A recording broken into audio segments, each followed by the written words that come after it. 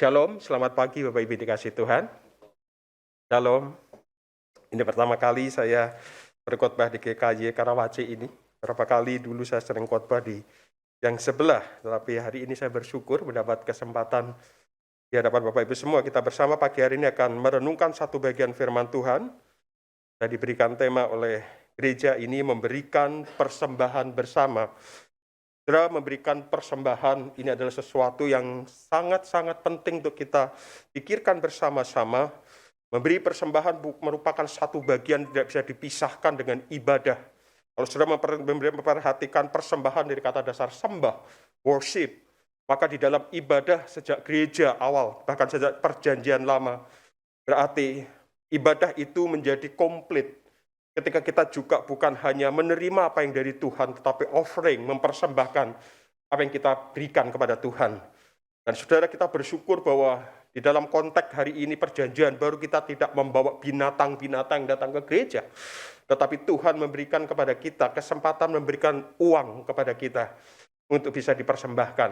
Dan ketika kita berbicara dengan uang, ini menjadi sesuatu yang serius tetapi juga sensitif. Setelah saya berulang-ulang sebagai pendeta pun hampir jarang mengkhotbahkan di gereja lokal tentang persembahan. Karena seringkali hamba Tuhan akan dibilang matre, gereja matre dan sebagainya. Tetapi gereja menjadi berdosa kalau tidak mendidik jemaatnya untuk bertanggung jawab dengan uang yang diberikan, untuk diberikan persembahan. Karena persembahan, yaitu nilai uang yang kita berikan, sesuatu itu adalah sesuatu yang harus diberikan. Dan saya percaya saudara-saudara, inilah ujian iman yang sesungguhnya. Karena begitu banyak orang-orang Kristen terutama tidak jujur di dalam memberikan persembahan di hadapan Tuhan. Memberikan persembahan ala kadarnya dan kadang-kala tidak dipersiapkan. Saya bersyukur bahwa saya lahir dari keluarga yang tidak percaya kepada Tuhan, lalu menerima Tuhan Yesus. Dan ketika sejak menerima Tuhan Yesus, orang tua saya mendidik saya sedemikian rupa. Bagaimana bertanggung jawab memberi yang terbaik kepada Tuhan. Dan pagi hari ini saudara kita akan belajar dari seorang yang sangat miskin sekali, yaitu janda miskin yang diangkat oleh Tuhan Yesus menjadi satu teladan bagi kita pada pagi hari ini. Mari kita membuka dari kitab Markus. Markus pasal yang ke-12. Markus pasal 12. Kita membaca ayat 41 sampai ayat 44. Markus pasal 12. Saya percaya bagian ayat-ayat ini, saudara sudah sering mendengar khotbahnya atau membacanya, tetapi pagi hari ini kita bersama-sama akan merenungkan kembali. Mazmur pasal 12, ayat 41 sampai 44, demikianlah firman Tuhan. Pada suatu kali Yesus duduk menghadapi peti persembahan dan memperhatikan bagaimana orang banyak memasukkan uang ke dalam peti itu. Banyak orang kaya memberi jumlah yang besar. Lalu datanglah seorang janda yang miskin, dan ia memasukkan 2 peser, yaitu 1 duit. Maka dipanggilnya murid-muridnya dan berkata kepada mereka, "Aku berkata kepadamu, sesungguhnya janda miskin ini memberikan lebih banyak daripada semua orang yang memasukkan uang ke dalam peti persembahan. Sebab mereka semua memberi dari kelimpahannya, tetapi janda ini memberi dari kekurangannya semua yang ada padanya, yaitu seluruh nafkahnya." Saudara, saya akan mengawali dengan satu kisah cerita seorang bernama Usman Kudari. Usman Kudari, saudara mungkin sudah pernah mendengar beberapa tahun yang lalu cerita kisah ini menjadi viral, karena memang dimuat di beberapa cerita-cerita atau kisah-kisah. Usman Kudari ini seorang yang berasal dari Bangladesh, dan saudara tahu Bangladesh mayoritas agama bukan Kristen. Itu Usman Kudari, saudara, suatu hari dia iseng-iseng coba membuat aplikasi untuk menjadi dapat PR, permit resident di Amerika Serikat. Saudara, seperti kita ketahui tiap tahun Amerika Serikat mengadakan semacam lotre untuk beberapa ribu orang yang bisa menjadi warga negara di sana atau mendapatkan PR. Nah, saudara, bapak ini sekeluarga iseng-iseng mengadakan apply ke sana. Dan ternyata saudara, bapak ini diterima bersama dengan keluarganya. Dia pindah menjadi imigran di sana. Dan dia tinggal di kota New York, bekerja sebagai seorang sopir taksi. Saudara, penghasilannya hanya pas-pasan untuk menghidupi keluarganya. Dan dia termasuk dari keluarga yang sangat miskin sekali di tengah-tengah kota yang begitu besar dan kosmopolitan itu. Taruhlah seperti kota di tengah-tengah di Jalan Tamrin, kota Jakarta sana. Nah, saudara, apa yang dilakukan? Saudara, selama bertahun-tahun dia hidup sederhana, pas-pasan sebagai seorang sopir taksi. Tentu saja seorang yang miskin ini tidak akan dikenal atau ada orang yang mengenal dia. Sampai suatu hari tiba-tiba dia dikenal di seluruh negara bagian, yaitu di New York ini, di Amerika Serikat ini. Dia masuk channel televisi, dia masuk di dalam harian majalah dan juga surat kabar. Nah, saudara, apa yang terjadi? Kejadiannya sebenarnya adalah sangat sederhana saja. Itu suatu hari seperti biasanya dia menunggu penumpang di airport John F. Kennedy, saudara. Nah, dia sebagai sopir di sana. Nah, dia menunggu seorang tamu, seorang wanita yang memang sudah memesan taksinya. Dan betul saja, ketika tamu itu datang ternyata seorang wanita yang sangat kaya raya, pengusaha, untuk diantarkan ke salah satu tempat yang di perumahan yang sangat elit sekali. Nah, setelah wanita itu sampai, kemudian dia turun dan Bapak Usman pergi mengambil penumpang yang lain, meninggalkan tempat setelah mengantar wanita itu. Nah, pada waktu penumpang lain hendak menaruh bagasinya, ternyata wanita kaya ini ketinggalan tasnya di sana. Bapak Usman kemudian memeriksa tas yang pertama. Ketika dia buka, adalah berisi sebuah laptop baru. Laptop terbaru, saudara ya. Isinya sebuah laptop yang terbaru dan mahal. Nah, saudara, kemudian tas yang kedua, dia membuka tas yang kedua, isinya jauh lebih mahal lagi daripada isi tas yang pertama tadi. Yaitu, saudara, ternyata berisi, setelah diperiksa, 31 biji cincin berlian. Nah, ketika dia membuka tas yang pertama, barangkali nggak ada godaan. Ketika membuka tas yang kedua, sebagai orang yang miskin sekali dan membutuhkan uang banyak, kira-kira kalau itu yang menemukan kita, dan kita sedang butuh uang banyak, diambil nggak, saudara-saudara? Diambil nggak? Waktu saya tanya, saya pernah bikin ilustrasi ini kira-kira tahun lalu, saudara-saudara. Ada yang bilang nyeletuk, kalau saya ambil. Yang 50% saya persembahkan gereja, 50% untuk saya. Gitu, saudara-saudara ya. Biar hati nuraninya nggak merasa berdosa. Nah, saudara, ternyata enggak. Bapak Usman ini dia tutup kembali, dia bawa tasnya ke kantor polisi. Dan kemudian polisi melacak wanita yang tadi turun dan singkatnya dia berhasil menemukan wanita ini. Dan tas itu dikembalikan kepada dia secara utuh. Dan karena senang, wanita ini kemudian memberikan tip kepada Bapak Usman ini $100. Dan itu dia mengatakan, terima kasih yang luar biasa. Nah, saudara, begitu wartawan mengetahuinya tentang kejujuran Pak Usman ini, malamnya Pak Usman langsung diajak ke televisi, untuk diajak ke salah satu stasiun televisi untuk diwawancara, dan kemudian berita ini menyebar kemana-mana. Nah, saudara, salah satu pertanyaan yang diberikan oleh wartawan kepada dia begini, kenapa sebagai seorang sopir taksi, Bapak dan miskin sekali, tidak ambil saja kedua tas itu? Bukankah itu akan sangat menguntungkan Bapak, dan Bapak pura-pura aja tidak tahu bahwa tas itu tertinggal? Tetapi ia menjawab begini, seperti yang ada di situ. Saudara, orang itu hanyalah ilustrasi, bukan Pak Usman. Itu sudah jangan jangan terkesan itu bukan Pak Usman ya. Itu Pak Theophilus, saudara ya, sebelum bertobat ya. Saudara, dia katakan begini, all my life I try to be honest. Today is no different.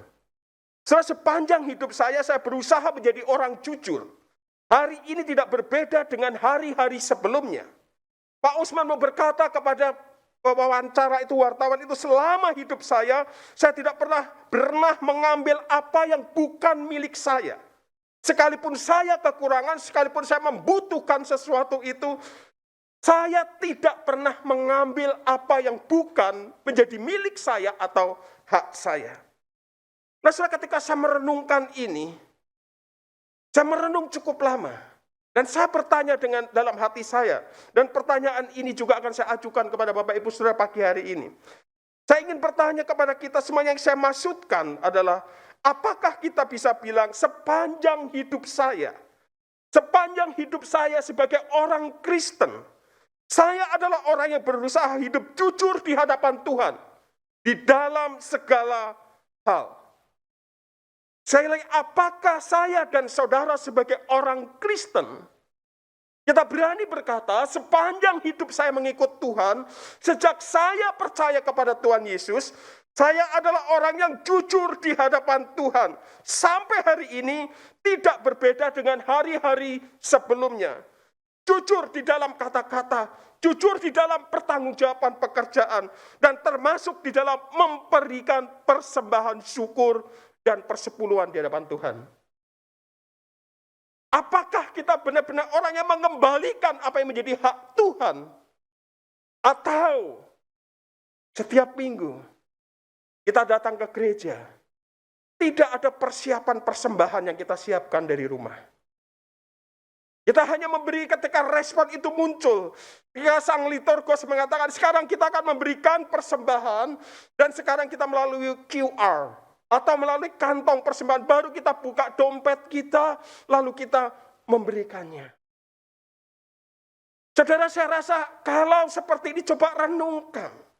Jikalau kita menghadap Tuhan yang adalah Raja di atas segala Raja, Tuhan yang mulia, Tuhan yang berkuasa atas hidup saudara dan saya, benarkah sikap kita tidak mempersiapkan tadi? Nah saudara, uang memang berbicara banyak hal mengenai manusia, termasuk di dalamnya menguji kerohanian seseorang. Dan nats hari ini juga mengajarkan bahwa uang juga berbicara mengenai diri orang Kristen, orang percaya. Uang itu berbicara mengenai hubungan kita dengan Allah. Uang yang kita persembahkan menyatakan bahwa kita memiliki hubungan yang dalam dengan Tuhan atau tidak memiliki hubungan yang dalam dengannya. Persembahan yang kita berikan itu mencerminkan hubungan kita dengan Allah. Saudara-saudara dikasih Tuhan, persembahan janda ini mengungkapkan kedalaman hubungannya dengan Tuhan. Orang miskin pasti bergumul datang ke bait Allah. Karena di dalam bait Allah terdapat 13 kotak kolektor yang menyerupai trompet, saudara. Ya, setiap orang pasti memasukkan uang ke dalam peti persembahan yang jumlahnya 13 buah itu. Mereka yang datang ke bait Allah, kalau tidak memiliki uang, tanpa memasukkan uang ke dalam peti tadi atau kayak trompet tadi, pasti tidak berani. Karena apa? Akan merasa risih. Dan waktu saya naik tadi ke lantai 8 ini, lalu saya melihat gereja ini, saya pun muncul pikiran ini, saya merenungkan.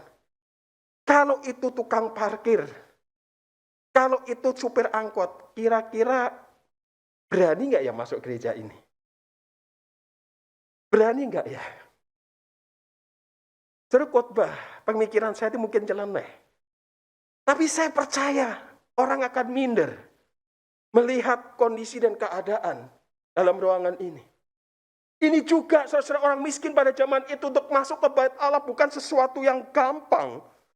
Saudara, maka orang miskin tidak berani masuk ke bait Allah kalau tidak punya keberanian atau nekat. Karena harus membawa persembahan itu. Apalagi kotak kolektornya memiliki bentuk yang sempit pada ujungnya sehingga memasukkan persembahan kecil, itu saudara akan terdengar dan kelihatan nggak mungkin seperti kalau kita kantong kolektor diremas, kita masukkan dengan besar seperti itu masih nggak kelihatan. Oleh sebab itulah saudara dengan 13 kotak ini, maka umumnya orang yang sangat miskin tidak berani datang ke bait Allah. Karena kalau mereka datang, mereka harus memberi persembahan dan tentunya ini sangat memberatkan mereka. 13 kotak. Setelah untuk di Indonesia masih ada nggak? Ada. Saya 4,5 tahun melayani di Sulawesi Utara, di Manado, dan kadang-kala melayani di daerah-daerah pinggiran yang kira-kira 4-5 jam dari kota Manado. Biasa kotak banyak. Macam-macam kotak, sembah syukur dan sebagainya. Sehingga orang kalau mau memberi 10.000 ya dibagi 10 kotak 1.000, saudara-saudara. Satu kali saya pimpin KKR di satu daerah yang beda lagi, jauh saudara, saya kira 6 jam. Saudara tahu dari 10 kotak persembahan itu dikumpulin, dimasukin karung, lalu bukan kayak di sini. Kalau hamba Tuhan selesai, dapat persembahan kasih pakai amplop.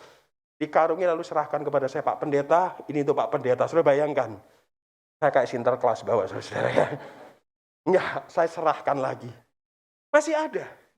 Yang saya mau katakan poinnya di sini adalah saudara, janda ini Dia tetap datang ke gereja, datang ke bait Allah, mendekati kotak persembahan dan memberikan persembahan sama seperti orang-orang kaya yang lain, dan memberikan hanya 2 peser atau 2 keping uang tembaga yang nilainya sangat kecil.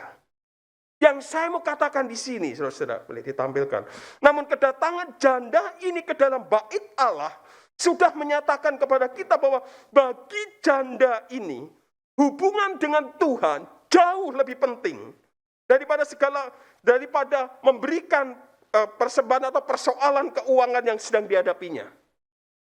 Janda miskin ini tidak mengurungkan hatinya untuk tidak ke gereja, ke bait Allah. Dia tetap datang ke bait Allah. Kerinduan janda ini untuk datang kepada Tuhan tidak bisa dihalangi.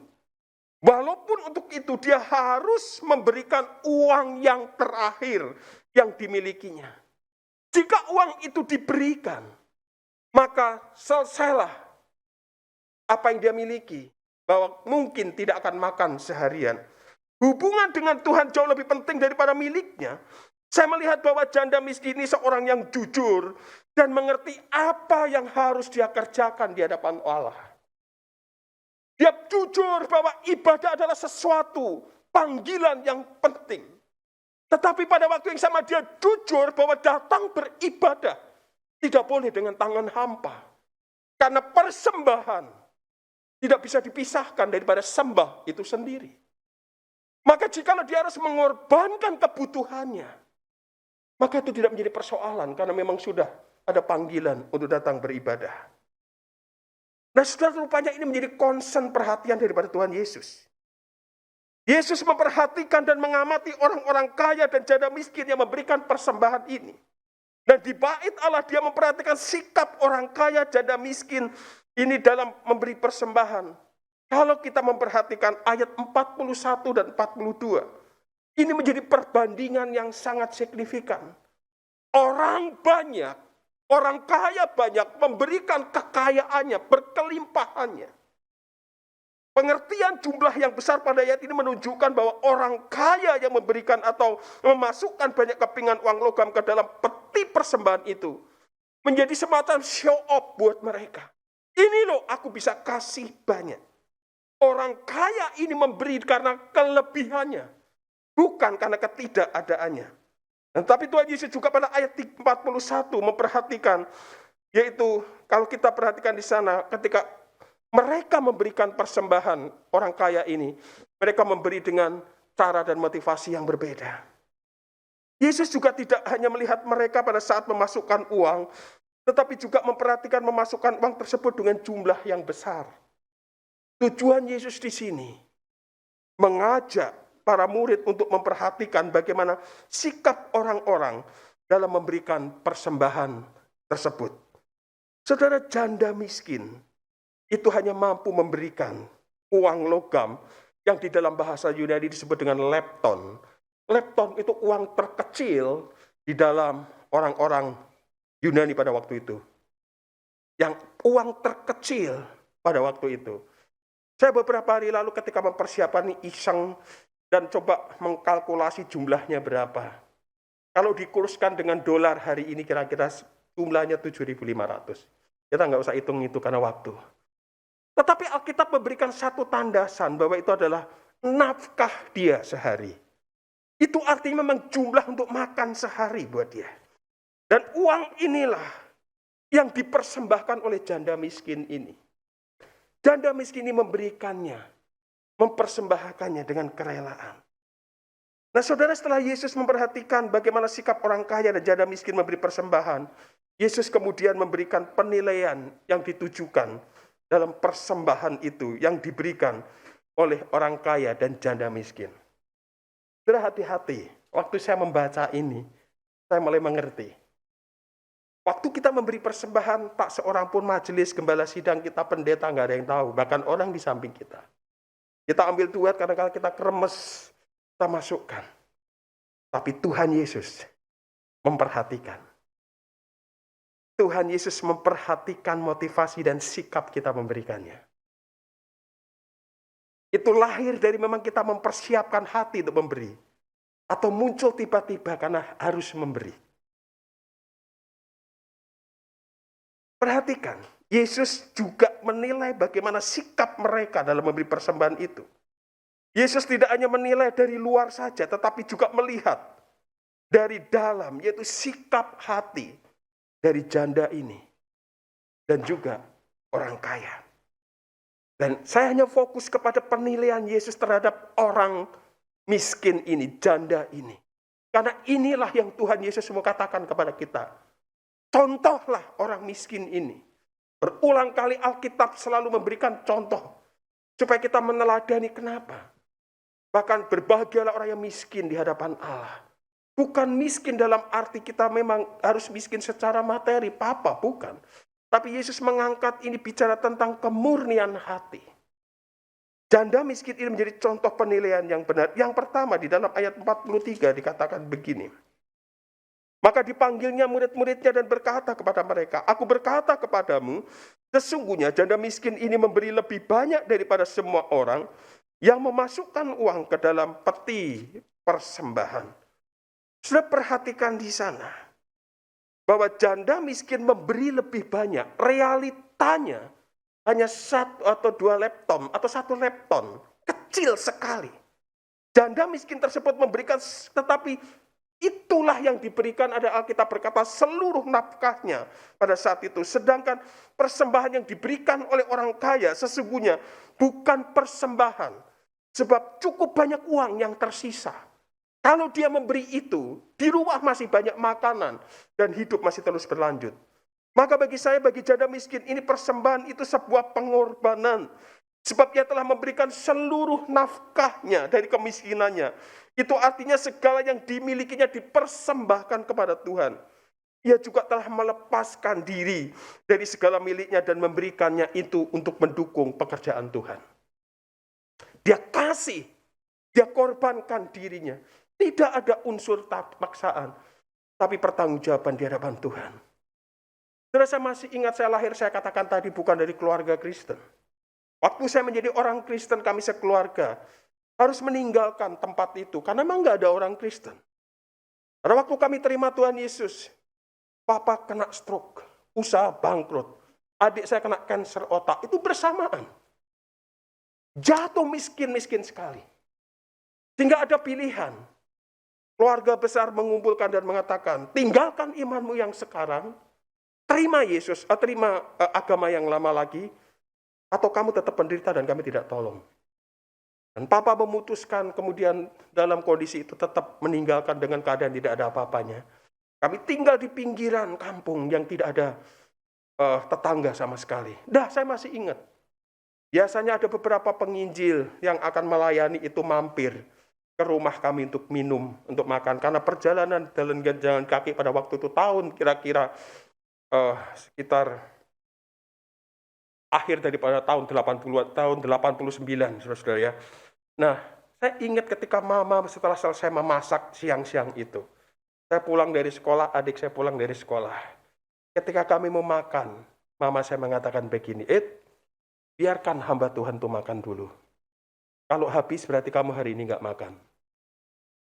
Lalu saya tanya, Ma, nggak boleh seperti itu dong. Kami lapar. Lalu dia bilang begini, kamu tahu, hamba Tuhan, Tuhannya nggak kelihatan. Hambanya kelihatan. Kalau kamu mau malah memberi kepada Tuhan, berilah kepada pekerjaan Tuhan. Karena pekerjaan Tuhan kelihatan. Dan memang benar. Karena kebetulan hamba Tuhan yang datang rombongan 5 orang, dimakan habis. Maka seharian kami nggak makan. Karena memang kondisinya pada waktu itu miskin sekali. Tuhan menguji itu dan bersyukur. Karena itu hanya sementara Tuhan menguji. Kadang-kadang Tuhan izinkan kesulitan untuk menguji iman kita. Benar nggak kita ini percaya Tuhan Yesus? Saudara, janda miskin ini memberi.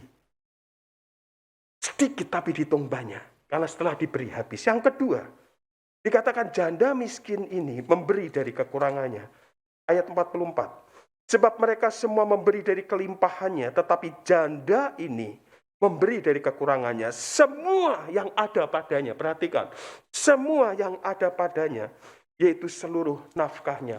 Itu bicara tentang totalitas hidup. Bicara mempersembahkan dengan segenap hati. Saudara, istilah Yunani dari kekurangan ini menunjukkan keadaan yang sangat miskin sekali. Dengan kata lain, ketika dikatakan janda miskin ini kekurangan, bahkan untuk hidup aja dia membutuhkan bantuan dari orang lain. Kebutuhan dasarnya sama sekali tidak tercukupi dan memerlukan bantuan dari orang lain. Beberapa penafsir setuju dengan tafsiran ini.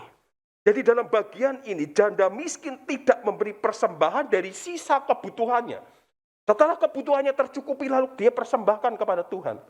Tetapi dia mempersembahkan diri dulu kepada Tuhan. Dan ketika tidak ada sisanya, itulah konsekuensi yang dia terima. Dan dia sudah mempersiapkan itu.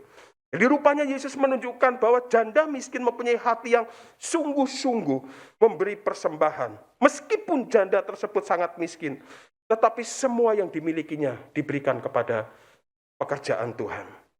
Sesungguhnya janda tersebut membutuhkan uang, tetapi karena ketulusan hatinya, dia persembahkan. Masihkah spirit ini ada sampai hari ini? Apalagi di masa pandemi ini. Hampir tiap minggu khotbah di beberapa gereja karena kebetulan sedang tidak terikat full time dengan gereja. Begitu banyak gereja kolab tentang masalah keuangan. Tapi pada waktu yang sama, saya tahu bahwa tidak seharusnya seperti itu. Beranikah kita seperti Pak Usman Kodari tadi? Saya jujur, kalau saya berani datang ke gereja, Tuhan yang utama. Atau memang kita ke gereja hanya ingin mendapatkan sesuatu, panggilan ke gereja, karena Tuhan sudah memberi sesuatu, maka kita harus memberi sesuatu kepada Tuhan. Saudara, memberi persembahan, tidak sekedar menaati perintah Tuhan, namun harus melakukannya sebagai wujud ucapan syukur kepada Tuhan, sebab dialah sumber dari segala sesuatu itu. Selain yang itu, yang harus kita perhatikan adalah memberi itu dengan motivasi dan tujuan yang benar di dalam memberi. Terus saya diberikan tema ini jujur bergumul sekali. Karena ini secara langsung akan memukul dulu saya.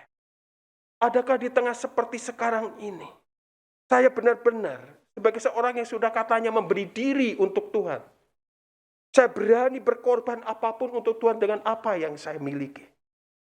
Apakah ketika saya memberi dengan hati nurani yang murni? Atau saya supaya dipandang orang lain, kok pendeta nggak memberi persembahan? Saudara, ketika kita memberikan persembahan, tadi saya berkata, lihatlah kata sembah di situ. Itu wujud kita daripada worship to God. Wujud daripada kita proskuneo. Kita menundukkan diri di hadapan Allah. Bukan hanya mempersembahkan tubuh kita ini, tapi semua yang melekat pada kita, kita berikan termasuk persembahan. Yaitu memberikan persembahan merupakan pengakuan bahwa Tuhanlah sebagai pemilik semua yang kita miliki. Uang, harta yang ada di dalam diri kita. Bukankah segala sesuatu dari Dia, oleh Dia, dan kepada Dia kembalikan? Bukan segala sesuatu dari saya, oleh saya, dan untuk saya. Bukan. Orang-orang yang sadar siapa dirinya. Siapakah orang Kristen? Orang yang sudah ditebus oleh darah Yesus Kristus. Ketika kita menyebut Dia Tuhan, kita adalah hamba. Maka kita sebenarnya memberikan diri sepenuhnya kepada Tuhan. Maka saya berkata, kalau saudara dijadwalkan oleh musuh untuk melayani, saudara jangan berkata, aku nggak punya waktu. Bukankah waktu itu Tuhan beri? Ketika kita mengatakan nggak punya waktu, benar diambil waktunya semua. Celakalah kita. Kalau gereja memang membutuhkan biaya persembahan untuk membangun pekerjaan Tuhan, berilah sukarela, bukan yang penting berapa besar jumlahnya. Tapi kerelaan kesadaran bahwa memberi itu persembahan, bagian daripada sembah. Persembahan adalah konsekuensi logis dari setiap kita yang sudah menerima karya keselamatan di dalam Yesus Kristus. Di dalam Roma pasal 12 ayat 1. Roma pasal 12 ayat 1 di sana dikatakan begini. Karena itu saudara-saudara, demi kemurahan Allah aku menasihatkan kamu, supaya kamu mempersembahkan tubuhmu sebagai persembahan yang hidup, yang kudus dan yang berkenan kepada Allah. Itu adalah ibadahmu yang sejati. Ayat ini diawali karena itu. Karena apa? Roma pasal 1-11 ayat 36 berkata, karena kita sudah menerima keselamatan dari Yesus Kristus. Karena itu. Kalau bukan karena kemurahan Allah, engkau tidak akan bisa memberikan persembahan. Karena itu engkau sudah diselamatkan. Dan karena itu engkau mengandalkan Tuhan. Persembahkanlah, dikatakan. Paulus menasihati saudara seiman bahwa demi kemurahan Allah, ia menasihati kita supaya kita mempersembahkan hidup kita. Maka itu berarti berkaitan dengan apa yang kita punya. Ketika kita masih hidup, kita akan berkata, ini kacamataku, ini jasku, ini uangku. Maka kuku berarti juga milik Tuhan. Yang kita berikan kepada Tuhan. Saudara, saya akan menutup dengan satu bagian mengatakan, pada saat kita memberi persembahan, ini merupakan tanggapan. Tanggapan pribadi kita atas perbuatan Allah. Yang secara total menyerahkan semuanya hidupnya untuk menebus dosa saudara dan saya. Hidup kita bukan milik kita lagi, tapi milik Tuhan. Maka memberi persembahan bukanlah sebuah pilihan. Memberi persembahan adalah konsekuensi logis ketika kita berani memberi diri untuk percaya kepada Kristus dan beribadah kepada Kristus. Maka ketika kita memberi persembahan, di sana ada nilai pengorbanan, ada kasih, ada ketaatan, ada iman, serta penyerahan diri yang sepenuhnya kepada Allah. Mari mulai hari ini, kita melihat persembahan bersama yang dilakukan oleh gereja setiap minggu.